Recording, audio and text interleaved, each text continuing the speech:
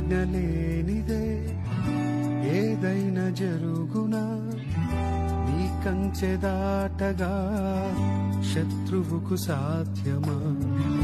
నీ ఆజ్ఞ లేనిదే ఏదైనా జరుగునా, నీ కంచె దాటగా శత్రువుకు సాధ్యమా? ఏమైనా చేయగలవు, కథ